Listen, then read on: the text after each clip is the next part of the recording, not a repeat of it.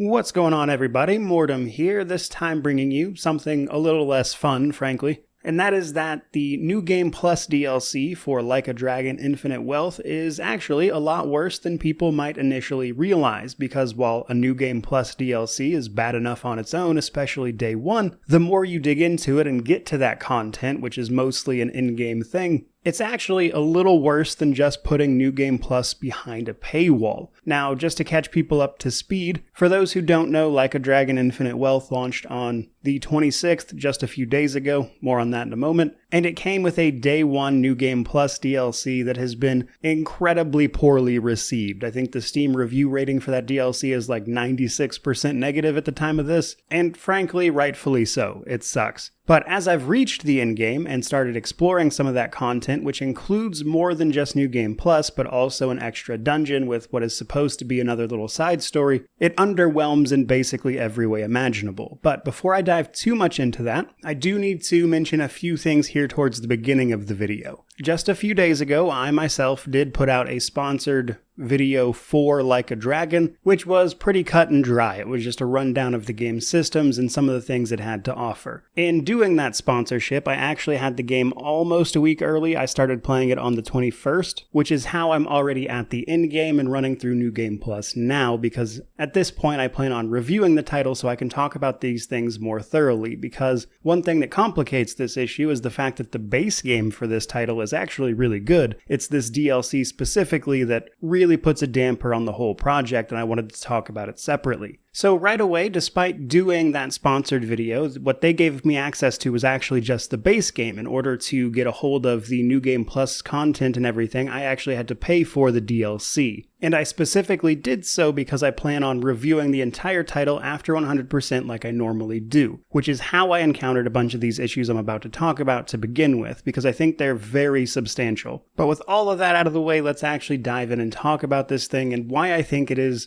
incredibly bad, even more so than at face value. Now, I want to kick this section off by mentioning just an oddity that I discovered. So one of the reasons I picked this DLC up personally was I wanted the achievements for it for the 100% review. Though in getting all these achievements, I noticed something strange that I wanted to mention that I will repeat in my review. This game has an achievement called Infinite Wealth, which is an achievement for obtaining all of the other achievements, which I assumed would involve the DLC achievements specifically, the ones for doing New Game Plus and the bonus dungeon. However, it appears that that is not the case. I actually unlocked the Infinite Wealth achievement for doing supposedly everything after I got the last achievement for the base game, which in my case was hitting level 70, which you can actually see on screen here because I was recording when it popped up, which is a very odd decision to make for a game that is already putting extra achievements behind a DLC anyway. It was just very weird, so I wanted to mention it. Now from there, first up, let's start with the main thing people would buy this DLC for, which is New Game Plus. First of all, right at face value, New Game Plus is usually a pretty standard feature for most titles, so locking it behind a paid DLC is already a bad PR move. Some people, I think, won't care simply because reality is a lot of people don't play New Game Plus, they beat a game once, and then they move on. However, the thing is, with the game's implementation of New Game Plus, it's actually really bad for even the people who want to play it. New Game Plus in this game is not implemented in what I would consider a fun way. So after you beat the game, you're going to end around level 50 to 55 probably, presuming you didn't grind or anything, which is important because there are three options for New Game Plus. There's regular, normal, that is the base game just repeated. Then there is hard and legend. Hard starts the game over at level 55 and then caps out about level 75, thus giving you further level progression past the base game. And then legend goes from 75 to max. So what's the problem? Well, the problem is the game's combat falls apart after the end of the base game. You see, starting around probably level 40, most battles end the same way, even boss fights. You can just spam a bunch of high-powered moves and end the fight before it even really starts, which means a lot of the mechanics and things you utilize up to that point get pushed to the side in favor of this sort of burst strategy, and that's a problem that only continues into these New Game Plus options because these options don't actually seem to account for anybody having ground out the best weapons and equipment they could have. These difficulties start with very weak enemies that die in one hit if you manage to get those things, which which means even the hard and legend options, provided you're the appropriate level, don't even provide a challenge that they are attempting to provide. So what you're left with is running through New Game Plus on easy mode, essentially, despite the level names, as every fight at this point plays out the same way, which for me was incredibly boring. But hey, if you want to run through the game again and just absolutely destroy everything, you're welcome to. As far as what's carried over, basically everything besides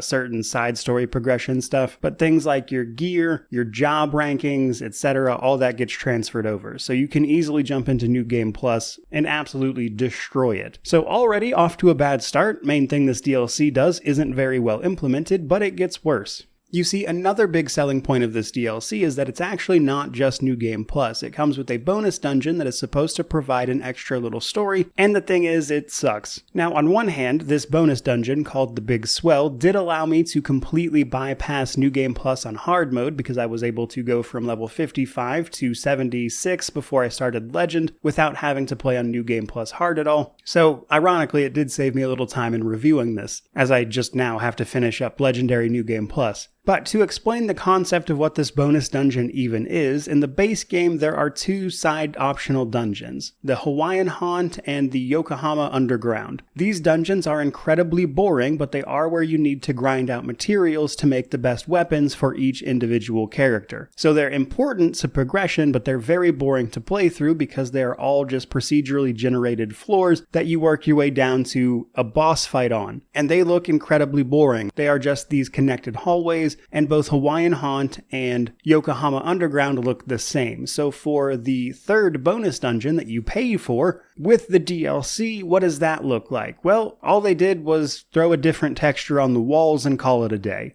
It is exactly the same as the other two dungeons in every other way, and the side story that they mentioned here is actually just 6 cutscenes that allow you to see every character in the game interact with each other, even the ones that normally don't get a lot of screen time with the others. But these conversations don't have anything to do with much of the story, and it's just kind of generic stuff, which means these cutscenes in this story that are meant to be added by this DLC is pretty terrible. So we're 0 for 2. The New Game Plus is poor, and the side story is uninteresting, frankly. Really, the only thing I liked about this dungeon was the fact that it let me skip the entirety of New Game Plus Hard and jump straight to Legend. But wait, there's more, because this DLC also adds some things for 2 of the biggest minigames, Dondoko Island and Sujimon. Dondoko Island sees you fixing up an island resort, and you can make money off of it in doing so. A ton of money, as a matter of fact. You can break the game's initial spending and sort of economy by doing all of Dondoko Island right away. So giving you more options to exploit that and make it even better is certainly an option for a paid DLC, I guess. And given that that's tied to the game's one online component, being allowed to bring other people to your islands makes that a weird choice too. But specifically, it allows members of your party to visit the island and stay as guests, which gives you even more ways to earn money off of the resort. And then for Sujimon, the game's weird Pokemon knockoff, you can recruit your party members to be Sujimon instead of the regular creeps and weirdos you find throughout the rest of the game. This is also very broken because they're very strong, and not that Sujimon was very difficult to begin with, but this makes it that much easier. And then the rest of the DLC is cosmetic in nature, giving you access to a bunch of special outfits. You can't wear them until after the game is over, however, because regardless of whether or not you have the DLC, after the game finishes, you can actually change the default outfit for your characters, which you'll probably have seen on screen here, by going to the job changing stations and clicking on that character and just changing their outfit and not their job.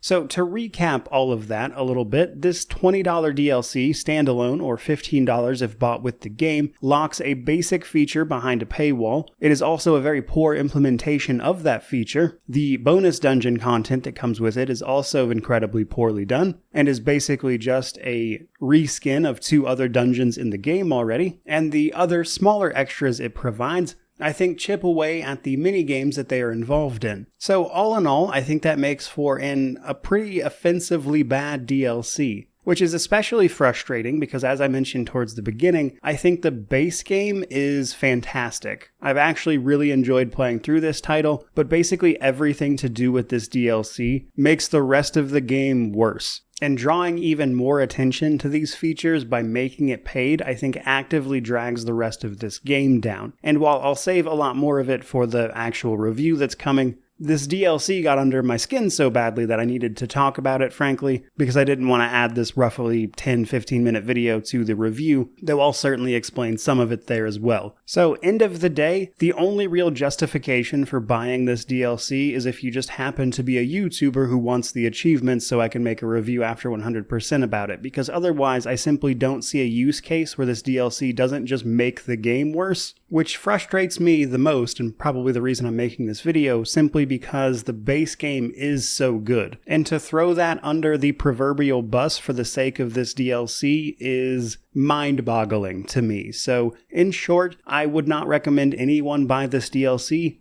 Not that it was high up on people's list anyway, but I do think it's actively worse than just the initial, already bad-sounding New Game Plus DLC would make it out to be. Now, while I usually prefer to end my videos on a bit of a cheerier note than that, that's pretty much all I've got for you guys here today. So, hope you enjoyed the video, hope you found it informative in some fashion at least. Do let me know what you think of all this down in the comment section below, which of course means to like, comment, subscribe, all that YouTube jazz. But regardless of any of that, truly just thank you so much for watching. I really do appreciate it. May you wander in wisdom and have an amazing day.